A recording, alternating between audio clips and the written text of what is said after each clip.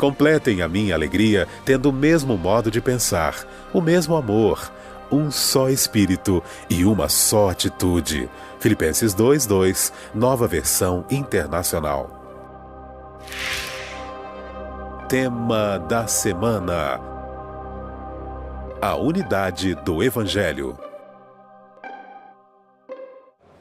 Olá, amigo da Novo Tempo, está começando o programa Lições da Bíblia. Você é muito bem-vindo ao programa. Nós estamos felizes por fazer chegar até você, não importa se você está na sua casa, no seu trabalho, em algum outro local. Estamos felizes em fazer chegar até você este programa que procura estudar a Palavra de Deus, a Bíblia, como um conhecimento essencial para a sua vida, para a minha vida. Nesta temporada aqui no programa Lições da Bíblia, nós estamos conversando com os nossos convidados sobre o tema da carta do apóstolo Paulo escrita aos Gálatas, aos cristãos que viviam na Galácia, aqueles que procuravam dedicar a sua vida para Jesus.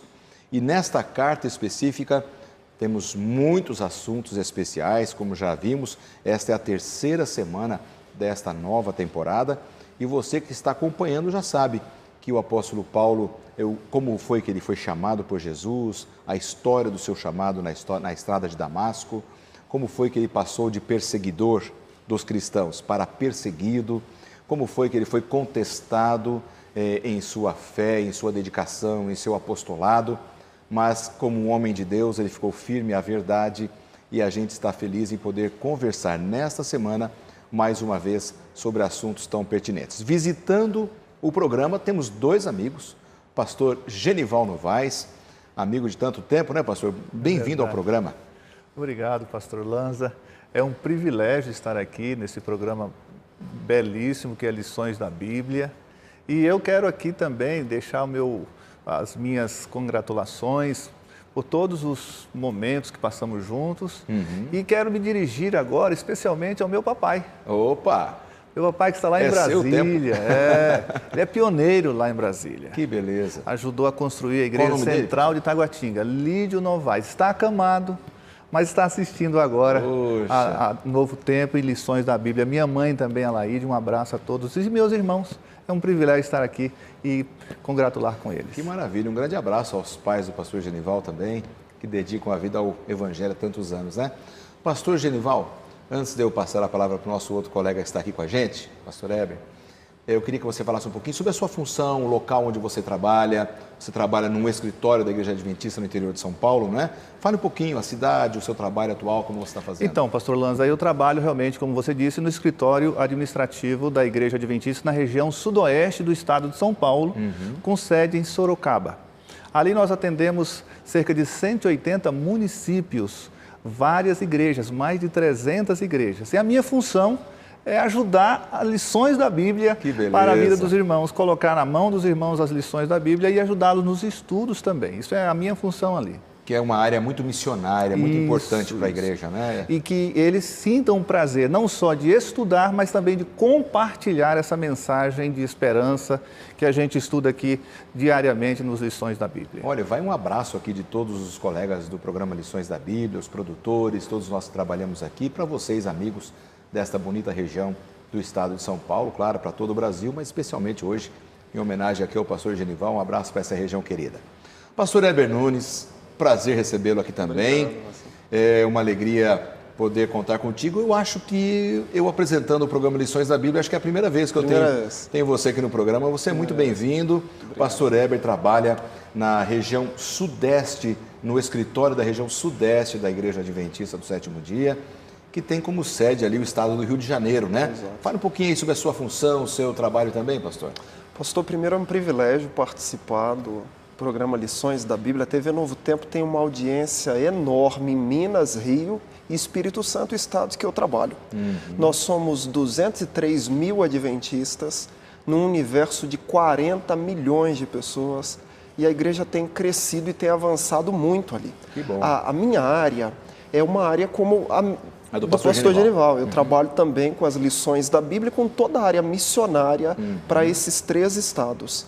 São 9 sedes administrativas, Nesse mês de julho, nós temos um programa muito legal em todos os nossos estados que nós chamamos de Missão Caleb. Nós temos cerca de 2.500 jovens que doaram as férias para pregar o Evangelho. Que lindo, para dormir nos fundos de uma igreja, pregando o Evangelho. E o meu trabalho na área missionária é prover para eles o material e toda a motivação. É uma área bonita que vocês dois fazem, né? Que Deus abençoe muito o trabalho Obrigado. de vocês. Vocês são muito bem-vindos. E eu gostaria de pedir então que o pastor Genival fizesse uma oração para a gente começar o nosso estudo. Vamos Por favor, lá. pastor. Senhor, nosso Deus, nosso querido Pai, muito obrigado, Senhor, pelo privilégio que temos de atuar na Tua obra e também estar aqui nesse momento para refletir um pouco mais na Tua palavra através do programa Lições da Bíblia. Amém. Esteja não apenas conosco, mas com todos os que estão nos assistindo, que Teu poder e graça ilumine a todos, em nome de Jesus. Amém. Amigos, vocês que estão acompanhando o programa Lições da Bíblia, nesta temporada, sabem que esse estudo do livro de Gálatas é uma referência especial aos 500 anos da Reforma Protestante. Após o estudo desta temporada de Gálatas, também estudaremos o livro de Romanos, como nós já falamos em outros programas aqui. E neste momento, para a gente entender um pouco melhor o tema dessa semana, nós vamos ouvir a palavra do autor, o pastor Cal, que é professor no Walla Walla College, nos Estados Unidos. Vamos ouvir a palavra dele. When sharing the gospel with others in different cultural settings, quando estamos dividindo a mensagem, o Evangelho em diferentes culturas, como sabemos quais são os elementos imutáveis do Evangelho, o que nunca deveria mudar? Essa é uma pergunta importante. Podemos reconhecer nos escritos do apóstolo Paulo que o tipo de audiência e o contexto são importantes na proclamação do Evangelho. Mas não importa quem sejamos, temos que ter certeza de estar enraizados nos fundamentos básicos da verdade. Isso é, na parte histórica da nossa crença na vida, morte e ressurreição de Jesus Cristo. E no sentido de sua morte para nós, em nossa experiência cristã. Nesse fundamento e nessa base, precisamos ainda ser sensíveis ao tempo e espaço de quando pregamos o Evangelho.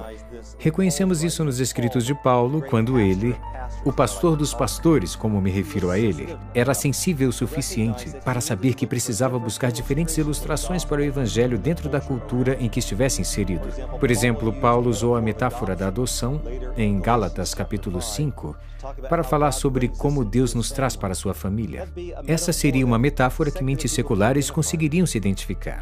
Também sabemos que Paulo usou outras metáforas como justificação ou também sobre a redenção. A palavra redenção vem de uma palavra da sociedade grega que se refere a redimir ou comprar de volta um escravo e dar a ele a liberdade. Justificação é uma palavra de terminação jurídica que Paulo usa para se referir a como Deus, nosso juiz, pode nos pronunciar não culpados pela graça de seu Filho.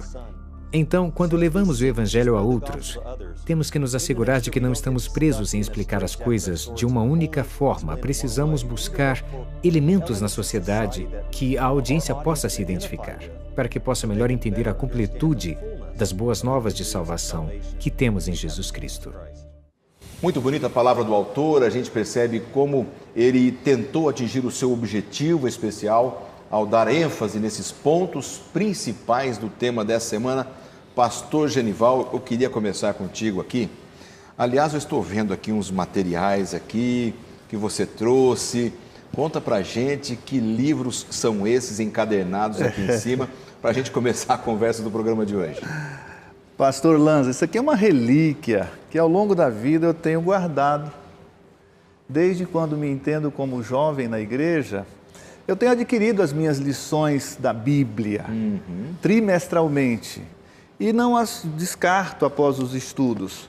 Eu as encaderno. Olha só que capricho, meu amigo. Eu as encaderno desde quando eu era adolescente. Tenho uma coleção delas guardadas. Vale a pena aqui dizer para os nossos amigos, pastor Genival, que esses manuais de estudo do Lições da Bíblia, eles levam o nome de Lição da Escola Sabatina para a Igreja Adventista do Sétimo Dia. É verdade.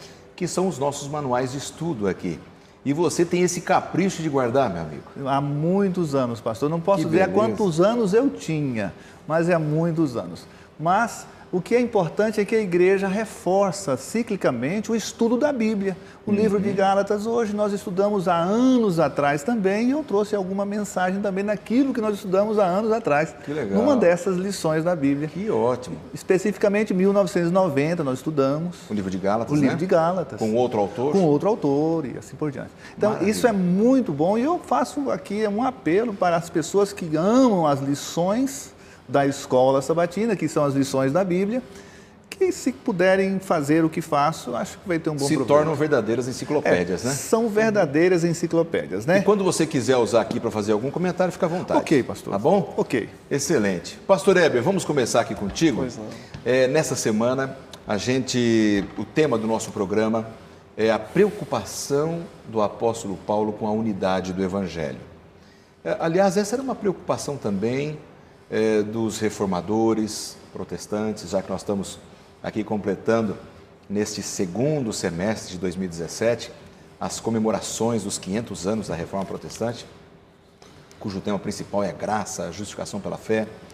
E eu queria que você desse a sua visão sobre o tema dessa semana, no sentido, a preocupação de Paulo com esta unidade, não é?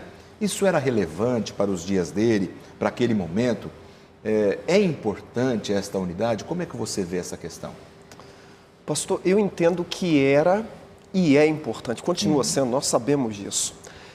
Todas as vezes que uma pessoa vai a um texto bíblico, normalmente ela vai à procura de uma resposta. E a resposta é: o que esse texto tem para mim?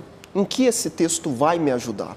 E normalmente essa pergunta, ela é bem respondida quando outras 4 já estão respondidas. E as 4 outras perguntas são: quem escreveu, para quem escreveu, quando escreveu e por que escreveu.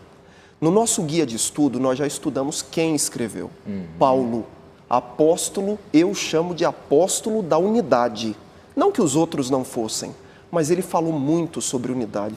E unidade, alguns dizem, a força da igreja está nesse grupo, a força da igreja está nesse outro grupo, jovens, idosos. A força da igreja não está nem um grupo e nem outro. A força está na união dos 2 grupos. Então isso foi importante, hoje é e continuará sendo. Pastor, como disse o pastor Heber, a unidade ela tem uma importância fundamental. Se ela não acontecesse na igreja cristã primitiva, hoje nós não estaríamos aqui. Com certeza o cristianismo já teria se desfeito, esfacelado. Mas o Espírito de Deus, o Espírito Santo, ele promoveu essa unidade às custas de algumas discussões que nós vamos estar aqui, não é? Claro. Mas ela é extremamente relevante, foi, é e sempre será. Agora, no nosso guia de estudos, o nosso reformador, João Calvino, tem esse dado importante aqui na nossa introdução.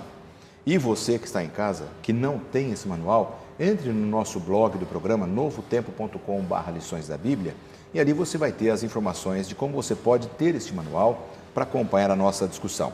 E bem aqui nessa parte introdutória fala sobre esta atividade, esta opinião de João Calvino, um dos reformadores, de que a desunião, a desagregação eram as armas de Satanás para o Evangelho. Isso significa que a gente pode, para ficar unido, para permanecer unido, perder de vista os princípios da palavra de Deus. Esta união, ela tem que ser compreendida apenas à luz do que diz a Bíblia. Como que deve ser esta questão da unidade na igreja? A unidade tem que ser uma busca incessante de todo aquele que segue a Bíblia. Até porque a Bíblia fala de uma só fé, de uma só doutrina, de um só batismo, de um só Deus. Nós olhamos para a Bíblia e vemos uma trindade, 3 pessoas, um Deus. União é ser de Deus e ser da Bíblia, mas não a qualquer preço. Eu tenho até dito que se Jesus ele vendesse alguns princípios, ele não iria para a cruz. Se Martinho Lutero tivesse cedido alguns princípios na dieta de Worms, ele não precisava ter feito a reforma protestante. A reforma não teria acontecido. Se a gente pudesse, à custa da verdade, sacrificar alguns princípios, João Batista não precisava ter sido morto. Então, pastor, tem que ser uma busca. Respeito à autoridade tem que ser algo que a gente sonha, a gente busca, a gente promova, mas não a qualquer preço. Unidade tem que ser algo que está no meu coração, isso é a Bíblia, isso é Deus. mas não a qualquer custo, não a custo da verdade. Então, diante disso, pastor Genival, que o pastor Heber comentou, a unidade ela deve ser buscada até o momento em que ela está em conformidade com a palavra de Deus? A palavra de Deus, ela é a nossa regra, é a nossa base e nosso guia. Então, se nós nos aprofundarmos nela e estivermos preocupados em manter seus princípios em alta conta, certamente haverá unidade. Eu creio que a dissonância vai haver, a discordância vai haver, quando a palavra de Deus perdeu o foco, ela deixar de ser a base principal. Então, aqui nós estamos estudando a palavra de Deus e Paulo, quando entrou nesse assunto, ele trouxe a palavra de Deus como base para que mantivesse a unidade. Então, de forma alguma, nós podemos abrir mão da Bíblia, que é a nossa base da unidade. Exato. Agora, na época de Paulo, lá na igreja da Galácia, haviam muitos acusadores do apóstolo Paulo, não é, pastor Heber? E Paulo foi acusado de muitas coisas, que ele não era apóstolo, que o evangelho dele era outro. Como é que Paulo ele se defendeu dessas acusações à luz daquilo que temos no nosso manual de estudos hoje? Chama-me bem a atenção, pastor, a disposição do apóstolo Paulo. Sim. Esses acusadores judaizantes, eles faziam parte do partido dos fariseus, era a principal seita da época de Paulo e da época de Jesus. E eles não tinham argumento contra o apóstolo. E diz que a violência grita, né? O pessoal até diz que a gente não precisa aumentar o tom de voz, tem que melhorar os argumentos. Mas eles começaram a atacar Paulo. Você não é apóstolo. Você prega um evangelho adulterado. Diziam que ele queria ganhar fama, ele queria facilitar a entrada na igreja para ser benquisto pelos outros. Isso não tinha nada que ver. Mas me chama a atenção a disposição de Paulo. Na carta aos Gálatas, no capítulo 2, verso 14, ele fez uma viagem de 500 quilômetros, pastor. Imagine naquela época, viajar 500 quilômetros por uma falsa acusação. Olha a disposição para manter a igreja unida. Hoje, às vezes acontece de que, por falta de disposição, alguém se afasta dos caminhos de Deus. Exatamente. É falta de boa vontade. Falta de boa vontade, falta de base nos princípios da palavra, né? Muito importante isso que você falou. Pastor Genival, já eu peço que você retome esse assunto. Nós vamos para um rápido intervalo e eu retomo contigo na sua observação justamente sobre esse ponto. Não saia daí, nós voltamos já.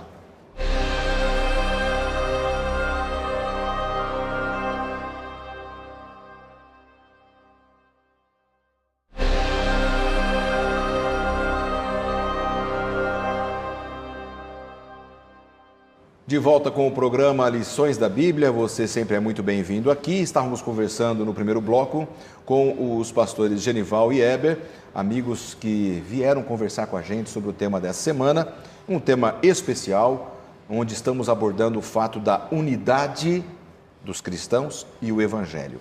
Como é que a gente tem que ver essas duas coisas? Aliás, estudar a Bíblia é a nossa maior alegria aqui no programa e eu tenho o prazer de oferecer para você mais uma vez o curso bíblico da série Princípios, que é o curso que nós oferecemos aqui no programa Lições da Bíblia para você. O que nós mais amamos fazer é estudar a Bíblia.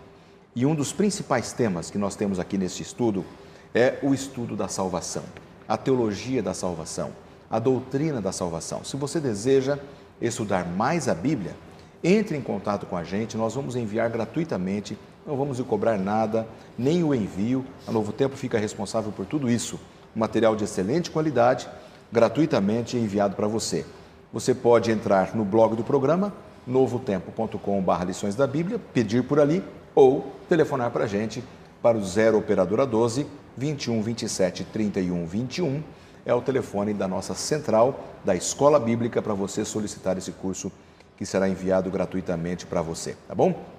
Pastor Genival, bloco anterior, terminei com o pastor Heber falando sobre a disposição de Paulo em viajar para abafar lá mentiras, acusações falsas que tinham contra ele e eu lhe cortei, então eu te dou a palavra para você retomar a partir desse ponto aí. Pastor Lanza, o assunto que estamos tratando ele é de tamanha importância que ele não agredia só o que Paulo pregava, mas, segundo o nosso manual de estudo das lições da Bíblia, nós temos a clareza.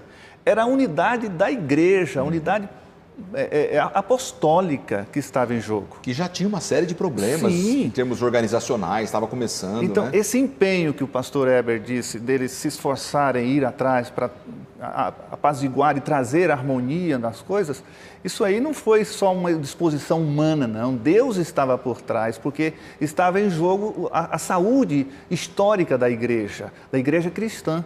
Então, ela precisava desse empenho do apóstolo Paulo, porque a saúde apostólica da igreja estava em jogo, a unidade da igreja estava em jogo. Era algo maior do que Paulo. Agora, Paulo estava sendo acusado de ter um evangelho diferente, né? Que diferença era essa que eles estavam acusando? Adulterado, né? Os falsos irmãos, Paulo assim o chama em alguns casos, os judaizantes, eles acusavam Paulo de estar facilitando o evangelho. Mas esses eram cristãos judeus. E eles acreditavam que para se ser um cristão de fato, um autêntico cristão, era necessário ser judeu. E para isso tinha que passar pelo rito da circuncisão. Um autêntico cristão tinha que ser judeu, e aí entrou toda aquela situação da circuncisão. Agora, essa questão da circuncisão, pastor Genival, era um aspecto das leis cerimoniais que eles tinham como judeus, que vinham lá desde o tempo do patriarca Abraão, né? Como é que o povo judeu olhava para essa questão da circuncisão? A circuncisão, pastor, ela estava dentro de um quadro maior para eles. Era uma aliança feita com Deus ao povo de Israel. Entendi. Então, para eles, se a pessoa não fosse circuncidada, não teria acesso à salvação. Era um ponto de salvação. Era um ponto de salvação. Era uma ação que designava que a pessoa estava mais perto de Deus, estava em harmonia com Deus. Ela tinha que ter essa marca no corpo, entende? Então, eles desconsideravam o que de fato a circuncisão representava. Que a própria Bíblia já falava, que ela é, na realidade, algo que deveria representar o que havia no coração. Não apenas fisicamente. Ali estava um sério problema para eles que não aceitavam e acusavam Paulo de dizer, facilitar o acesso das pessoas ao cristianismo. Assim foi aquele conflito grande. Os cristãos judaizantes, então, se a gente pode usar esse termo, né, pastor? Mas era esse termo usado. Eles estavam sobrecarregando aqueles novos na fé. É isso? Pastor Genival tocou para mim no assunto chave até da carta. Porque a circuncisão era algo bem interessante.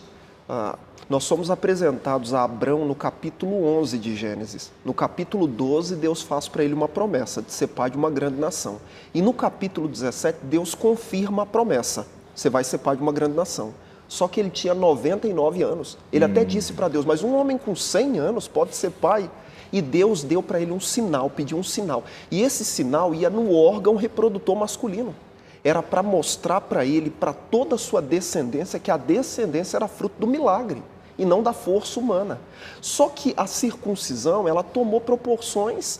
150 anos antes de Jesus, os macabeus chegaram a circuncidar pessoas à força. Acreditava-se até que quem fosse circuncidado não podia morrer eternamente. Então, Paulo, é bom deixar isso claro, Paulo não era contra a circuncisão. Tanto que ele era circuncidado, Jesus era circuncidado, ele circuncidou Timóteo. Paulo era contra o que está em Atos 15, verso 1, que era o ensino que se não fosse circuncidado não seria salvo. Ou seja, ele era contra, após o sacrifício de Cristo, em olhar para a circuncisão como um ponto de salvação. Exatamente. Então, essa questão ela é crucial, pastor. Veja bem, Paulo poderia, diante daquela situação, falar, olha, a circuncisão não é nada ruim. Realmente não tem aspecto ruim em questões físicas.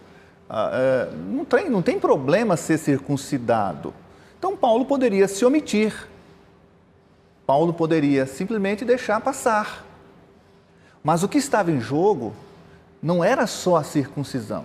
E aqui eu vou pegar aqui, só para você ter uma ideia, o autor das lições da Bíblia, em 1990, ele descreve aqui um fato interessante. A questão não era somente a circuncisão, e Paulo sabia disso. Paulo sabia disso. O ponto mais profundo tinha que ver com a questão de como os pecadores são salvos. Os cristãos judaizantes, eles faziam com que as pessoas fossem obrigadas, como ponto de salvação, a serem circuncidadas. E Cristo acabava sendo anulado. Esse era o problema da circuncisão. Pode parecer para nós hoje, você que está em casa e nós aqui no estúdio, que essa é uma questão pequena, mas para a época deles, para a tradição que eles tinham, era um ponto extremamente importante e tornou o cristianismo vulnerável, né? E isso pode... Talvez a gente tire do cenário hoje a circuncisão, mas e outras coisas que podem ocupar um espaço que Cristo deveria ocupar na nossa vida, que é o nosso verdadeiro ponto de salvação? Nós temos que nos preocupar com isso. Cristo deve ser nosso único ponto de salvação. Em algum ponto, pode ser, pastor Heber, que alguns de nós cristãos hoje não toquemos mais no assunto da circuncisão. Claro, isso é uma coisa antiga, já ficou para trás, está resolvido. Mas às vezes a gente está sobrecarregando novos na fé com alguns questionamentos ou alguns costumes que não são exigências para a salvação. Exato. E isso pode trazer até um problema espiritual na vida daqueles que são novos na fé, né? Coisas boas, mas às vezes usadas como um fim e não como um meio. Exatamente. Esse ponto da circuncisão também, para mim, ele tocou de novo num ponto-chave. Qual o problema? Qual o problema? O problema, pastor, é que toda aquela questão de gentio, de judeu, de salvação para um ou para outro, tudo isso, isso está em Gálatas 3:28. Em Cristo não há escravo, não há judeu, não tem homem, não tem mulher.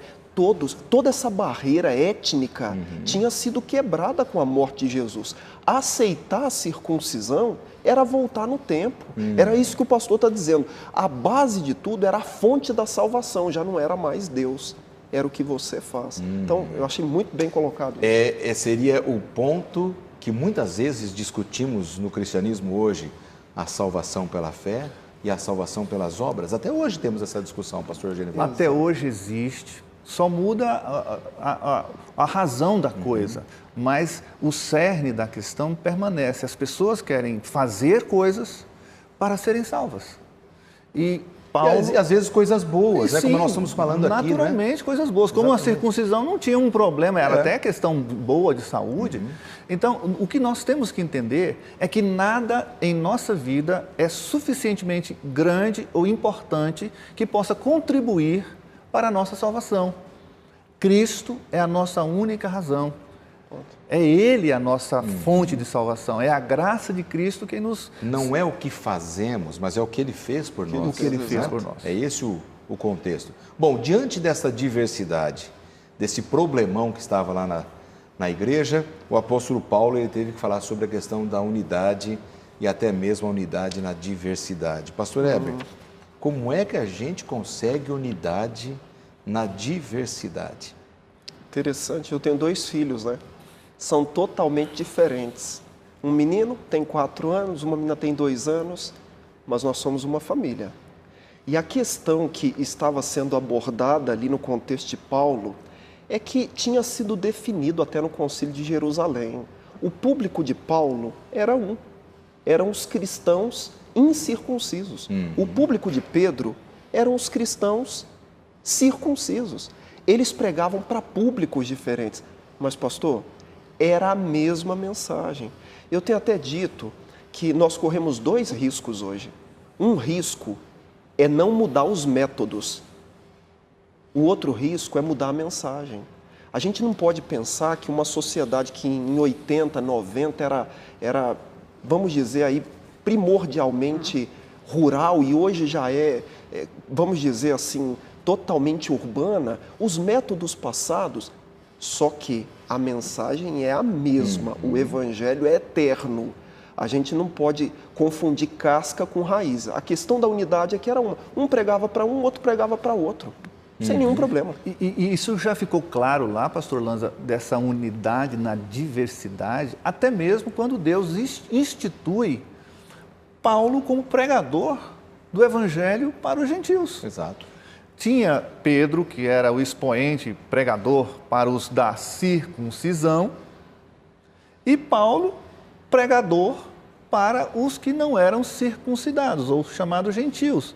Ali já mostrava que o evangelho era um só, mas tinha diversas formas de ser apresentado. E Deus estava dirigindo essa pregação para alcançar todos os povos. Todos os povos. Então, a forma da gente apresentar, as maneiras e os métodos de serem apresentados apresentadas as verdades, elas podem até diferir de um lugar para outro, mas o cerne, a verdade, a palavra de Deus, que é a nossa base, ela é imutável, ela não pode ser alterada. Duas palavras aqui no nosso manual de estudos, pastor Heber: liberdade e livre.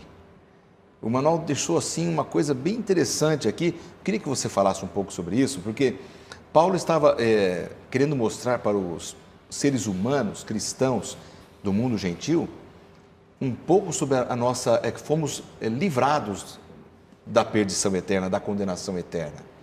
Claro que existe uma responsabilidade na liberdade. Eu queria que você falasse um pouquinho sobre essas duas palavras que o nosso manual de estudos está trazendo aqui para a gente. Ele vai construindo uma linha de raciocínio que ele vai, na semana que vem, entrar com mais detalhes, né? Livres, libertos. Fato é que, quando o ser humano ele entende que a salvação tem a base ou a partida dele, ele acaba se tornando escravo, porque é ele que tem que fazer, é ele que tem que buscar. E o fim dessa busca é frustração, A base da salvação é Cristo Jesus. Aí entra a questão da circuncisão. Eles achavam que eles tinham que fazer. E Paulo está dizendo assim, nós somos livres, tudo já foi feito, nós fomos libertos por Cristo Jesus. Nós vamos entrar com mais detalhes. Eu não estou falando de impunidade, nem de graça barata. Eu estou dizendo que salvação, a fonte da salvação é a graça. Liberdade, porque isso já foi feito. O foco é em Deus. É que talvez a tradição judaica ela era tão forte no coração daqueles irmãos que reconheciam Jesus, a messianidade de Jesus, mas eles ainda acreditavam que eles tinham que dar uma forcinha para a salvação, né? A tradição era muito forte na vida deles, não é, pastor Genivaldo? É verdade. E falando agora da nossa vida espiritual, como é que é ser livre? Isso, talvez, nós precisamos entender um pouco mais sobre isso. Essa liberdade, Cristo, ele atua na nossa vida quando nós o aceitamos de uma forma magnífica, que não nos permite mais querer complementar a obra salvífica de Cristo na nossa vida, por nada. Então, na cruz do Calvário, ele nos liberta da culpa do pecado. Aquela culpa que nos torna pecador por natureza, por nascer, Cristo na cruz, ele nos liberta, fala, você não é mais culpado de ter nascido pecador. Mas também, quando aceitamos o próprio Cristo, ele nos liberta do poder que o pecado exerce na nossa vida hoje. Ele nos dá força, nos dá direito de escolher, não mais viver escravos do pecado. E logo mais, quando Jesus voltar, pastor Lanza, pastor Heber, nós vamos ser totalmente libertos, até mesmo da presença do pecado. Ou seja, livres da condenação, nós também nos tornamos livres para escolher o nosso caminho da salvação, escolher com mais capacidade. Exato. Seria nessa linha, pastor? Sem dúvida, esse é o caminho. Tudo já foi feito e agora, aceitando isso que foi feito, eu vou viver com liberdade. Vai sair um peso das minhas costas que eu não consigo carregar. Porque a pior coisa do mundo é viver com peso, né? Nossa. Eu acho que se a gente pudesse fazer uma análise, já pensou? Aquele cristianismo triste, sentimento de sentimento Exato. horrível. Isso corrói as pessoas. É por isso que a gente tem a alegria de dizer, nós, com Cristo, nós podemos dormir em paz. Podemos dormir na certeza que Ele nos traz conforto, que a nossa culpa, ela foi transferida para Cristo na cruz do Calvário e nós podemos ter uma nova vida. Paulo fala isso.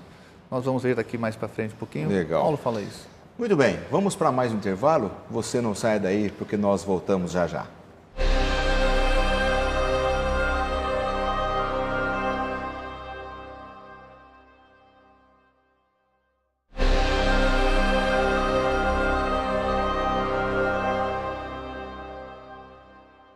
De volta com o programa Lições da Bíblia dessa semana. Você que está acompanhando já sabe, estamos conversando aqui sobre o livro de Gálatas, as preocupações do apóstolo Paulo em se defender de acusações falsas, a preocupação de Paulo em se fazer entendido pelos cristãos sobre o que é realmente a salvação, o que é ser livre, o que é ter liberdade para escolher, o que é condenação do pecado, o que é liberdade dessa condenação. E conversando com os pastores amigos aqui, pastor Genival e pastor Heber. Pastor Heber, retornando aqui ao nosso manual de estudos, a gente percebe que lá na carta de Paulo aos Gálatas, no capítulo 2, fica evidente ali um confronto que aconteceu em Antioquia, que foi o polo, né? O polo grande de discussão, essa viagem que Paulo fez aí de 500 quilômetros para tentar resolver. Queria que você falasse um pouco sobre esse confronto, o pastor Genival também, me ajudando a entender, ajudando os amigos que estão em casa a entender o grande confronto que houve em Antioquia e como não foi tão simples assim. Queria que você falasse um pouco. O apóstolo Pedro, agora ele foi a Antioquia para ver o avanço do evangelho. Enquanto estava lá, ele se assentava com todo mundo e comia e conversava com todos. Mas um determinado dia chegaram alguns de Tiago, assim que Paulo usa na carta aos Gálatas. E Pedro se afastou dos incircuncisos. Pedro se afastou, não se assentava mais com eles. O assunto tinha que ver com se assentar, não com tipo de alimento. O assunto era esse. Isso tinha que ver com as leis de purificação, de Levíticos 11 a 15. As leis de purificação que Deus deu para a santidade e saúde do povo, elas foram desvirtuadas com o tempo. E as tradições chegaram ao ponto de, na época de Paulo e Pedro, eles acreditarem que eu não podia me assentar, eu sendo um cristão judeu, eu não podia me assentar com um cristão gentil incircunciso. Isso era ser impuro. Por isso que Pedro teve aquela dificuldade de ir à casa de Cornélio, de Atos 10, que foi dito para ele 3 vezes, Pedro, do lençol, mata e come. Então, a questão lá de Atos 10 era, o verso 28 diz, Atos 10, era a relação judeu com gentil, incircunciso. Agora a situação era a mesma. Pedro estava se relacionando com um grupo, mas chegaram os judeus e por essa questão de separação, de impureza, ele se afastou. Ou seja, dentro da igreja cristã daquela época, havia uma cisão bem radical, porque supondo eu como judeu, você como gentil, cristãos judeus e cristãos gentios, nós não podíamos nos assentar para comer juntos, isso era um preconceito tremendo que destruía todo o princípio do evangelho, não é, pastor Genival? Esse problema, ele não foi criado por Paulo. Pode ter certeza, viu, pastor? Paulo estava aqui em defesa da unidade. Isso aí é o tema da nossa lição. Ele até se reportou para Jerusalém para, de alguma forma, apresentar o evangelho que ele pregava e que convertia pessoas. E os apóstolos, Pedro, Tiago, que estavam lá, eles viram a mensagem, entenderam a mensagem e não era nada diferente do que eles ensinavam. Pedro, por sua vez, pastor, ele já tinha evidências claras que Deus não fazia esse tipo de acepção de pessoas, como foi mencionado pelo pastor Heber. No livro de Atos, capítulo 10, versículo 28, diz assim, 10, 28, vós bem sabeis que é proibido a um judeu ajuntar-se ou mesmo aproximar-se a alguém de outra raça. Pedro estava explicando as razões porque ele demorou-se na casa de Cornélios. Mas ele diz, mas Deus me demonstrou que a nenhum homem considerasse comum ou imundo. Então ele já tinha informações suficientes para, ao chegar em Antioquia, manter-se como Paulo sugeriu que ele deveria se manter. Pelo contrário, ele quis criar uma separação de novo, que Deus disse que não havia. Então, esse foi o motivo da discórdia ali. E por isso, as pessoas diziam, Pedro está do nosso lado, os judaizantes, aqueles que eram cristãos judeus, diziam, Pedro está do nosso lado e você está contra nós. Você está fora do evangelho. Aí acusaram Paulo disso. E Paulo não foi realmente nada... Os cristãos que estavam em Antioquia eram judeus, né, que tinham fugido de Jerusalém das perseguições. Uma né? boa parte deles. Boa parte, inclusive, perseguidos pelo próprio Paulo, né? E pelo exército romano ali. Então não era tão simples a missão de Paulo chegar lá para eles e discordar deles, né? E não dar aquela aparência de um ditador. Veja que ele estava numa posição de defesa do evangelho, mas não era tão simples para Paulo ser compreendido e aceito naquele momento. Havia uma barreira que precisava ser quebrada. Até mesmo pela tradição, não é? Porque a tradição que fez Pedro voltar atrás aos seus... A compreensão que Deus havia dado para ele. A tradição a sociedade que estava impondo aquilo para ele. Mas Paulo manteve-se fiel aos princípios para manter a unidade da igreja. A linguagem de Paulo foi bem mansinha, né, pastor? Foi bem tranquila. Ele usou... A situação exigiu uma postura forte, o contexto. Ele disse que Pedro estava agindo como hipócrita, falso. E dizer isso para um Pedro... Que era um apóstolo também. Ele tinha razões. Quais eram? Primeiro, o senhor mencionou, era em Antioquia. Era a base do ministério do apóstolo Paulo. Segundo, era Pedro. O Pedro que tinha tido a visão que o pastor acabou de ler de Atos 10. Terceiro, eles haviam chegado a uma conclusão no Concílio de Jerusalém, em Atos 15. Isso não era mais o problema. Já tinha sido resolvido, né? E quarto, pastor, Barnabé se deixou levar pela situação de Pedro. Imagina se Barnabé, Paulo sabia que de cada 100 pessoas, uma vai ler a Bíblia, 99 vão ler os cristãos. Ele teve que se posicionar. Eu tenho até dito, pastor, que flexibilidade quando o assunto é temperamento é força. Flexibilidade quando são princípios é fraqueza. Eu tenho até dito que existem 2 tipos de covardes. É aquele que fala quando não tem que falar e o que não fala quando tem que falar. Agora, a gente pode olhar para o texto e pensar, mas foi muito duro. Foram palavras cheias de amor. Não foi a gente não pode, os nossos ouvintes, pensarem que vão sair por aí confrontando todo tipo de liderança e apontando o dedo. Foi na hora certa, com a pessoa certa, do momento certo, da maneira certa e com amor. E querendo o resultado correto. Porque Paulo queria que a unidade se mantivesse. Ele não poderia, de alguma forma, pastor, deixar as pessoas contristadas, deixar as pessoas ressentidas. O que de fato ele queria era que a unidade da igreja pudesse ser mantida. Então isso ficou bem visível no discurso de Paulo. Ele falou duro, realmente foi duro, mas ele falou pensando no bem da igreja, no melhor da igreja. Ele foi firme, duro, mas não foi grosseiro, né? Ele foi verdadeiro, né? Podemos dizer assim. Agora, sabe o que mais me chama a atenção? Eu quero ler, pastor, Ellen G. White é muito mencionada, uma escritora norte-americana, nossos ouvintes já conhecem e nossos telespectadores também. A Ellen G. White, descrevendo a situação, ela disse assim: Pedro viu o erro que havia caído e procurou imediatamente reparar tanto quanto possível o mal que havia causado. Se dispõe a viajar 500 quilômetros por algo que estavam dizendo que nem verdade era, mas pela unidade. O outro, o Pedro, o grande Pedro, aceitou o erro. Reconheceu. Por que falta tanta disposição para nós resolvermos? Esse é um ponto que a gente tem que conversar, né? Você que está em casa acompanhando, ou que esteja acompanhando em qualquer outro local que não seja a sua casa, a gente precisa ter mais boa vontade para reconhecer os nossos erros, para viver o cristianismo como precisa ser vivido. Porque muitas vezes na comunidade cristã, que é onde não deveria haver uma confusão ou confusões desse tipo, é onde mais acontecem, né?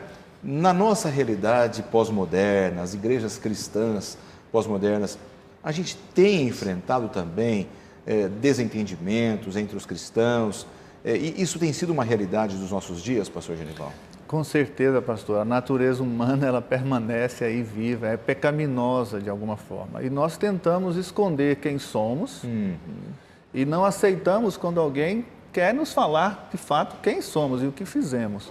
Então, o que Pedro fez foi realmente assim, Foi digno, né? digno e louvável, porque ele tinha o interesse que Paulo também tinha, que era fazer a igreja prosperar. Então, diante de algum erro que nós tivermos cometido, nós temos que nos dobrar diante do reconhecimento desses erros. Isso é bíblico, né? Diante da honra, vai a humildade, diz a palavra. E permitir que a graça de Cristo nos cubra e nos purifique desses erros. Porque senão nós vamos carregá-los como sendo algo que nos condenará mais para frente. Então nós temos que deixar Cristo nos libertar de erros cometidos também. Para reconhecer o erro não é tão fácil, né? A natureza humana, ela é inconfiável, o nosso orgulho como seres humanos às vezes fala mais alto. Mas como líderes, como pastores, vou começar com o pastor Heber, o que a gente pode fazer no momento de confronto, quando alguém confronta a gente com uma outra ideia que não seja da gente, ou até confrontando o nosso erro e tentando fazer com que a gente se arrependa daquilo? Como é que a gente deveria buscar uma reconciliação, um reconhecimento, já que não é fácil? Que receita, se é que existe uma receita, que caminho a gente poderia seguir para encontrar melhor a reconciliação e uma harmonia num ambiente cristão, pastor? Eu acho que a pergunta foi muito bem elaborada, porque realmente não é fácil ser confrontado. E parece que a natureza humana, da liderança, ela já cria uma barreira diante de um confronto. E nós somos líderes, todos temos influência, todos temos. Eu acho que a primeira questão é que a gente precisa entender que a gente pode estar errado. Nem sempre a gente tem a razão. Nós estamos falando aqui num ambiente de igreja. Então a gente tinha que avaliar um pouco mais a nós mesmos. Bom, será que essa pessoa está falando sobre mim, está certo? Exatamente, precisa ter isso, porque se a gente já ouve, já se preparando para... Isso não leva a nada.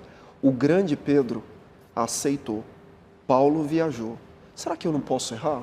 Agora, eu também não estou incentivando confrontos de qualquer forma. Eu até repito, foi na hora certa, com a pessoa certa e com o coração cheio de amor. Mas se houver o confronto, para e pensa, será que realmente a pessoa não tem razão? Deixar o orgulho de lado, né? Pastor, só será possível deixar o orgulho, nos curvarmos diante, reconhecer que nós erramos, só será possível se nós tivermos o que Pedro tinha no coração, com certeza, e o que Paulo também tinha no coração, Jesus Cristo. Essa é a base. Por isso que nós estudamos a Bíblia todos os dias, por isso que nós lemos as lições da Bíblia todos os dias, pastor. Para deixar Cristo dominar nossas ações e nossas reações também. E às vezes não é fácil você aceitar que você errou, mas se Cristo está lá no seu coração, Ele vai fazer você se dobrar. Como Pedro. Pedro falou, eu errei mesmo, então eu vou mudar.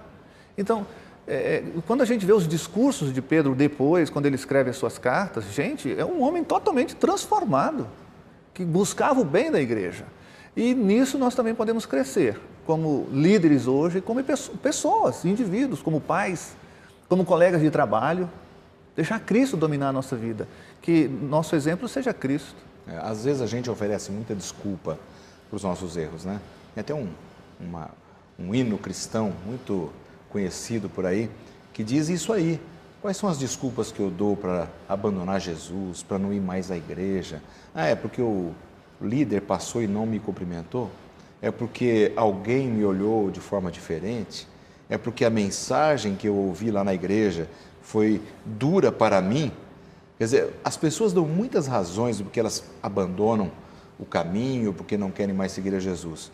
Mas a base disso tudo é o orgulho. Se a gente reconhece realmente o orgulho que nós temos, nós não vamos abandonar Jesus assim por qualquer coisa, né, pastor? Exato. A gente acaba tendo que ter a busca dessa humildade de Cristo em nossa vida para a gente ter a vitória. Exato. E nosso contexto atual de país mesmo, a nossa tendência é ser muito resistente à liderança. E isso é algo que eu penso que a gente deve analisar. Tudo se é confrontado, criticado, e às vezes, eu tenho filhos pequenos, pastor. Se meus filhos só ouvem mal da minha irmandade, só ouvem mal da minha liderança, será que quando eles precisarem de um conselho, de uma liderança, eles vão dar ouvidos? Se na minha casa eu só falo mal disso e daquilo, será que eles vão ouvir? Então, eu acho que a gente precisa analisar isso com muito carinho.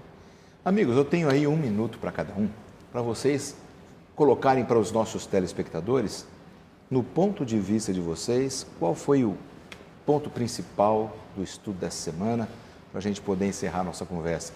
Começar aí com o pastor Genival, que já trouxe um monte de manuais aí, está preparado, pastor Genival? Na sua opinião, do assunto dessa semana, o que você gostaria de dar destaque e por que ele é tão importante assim?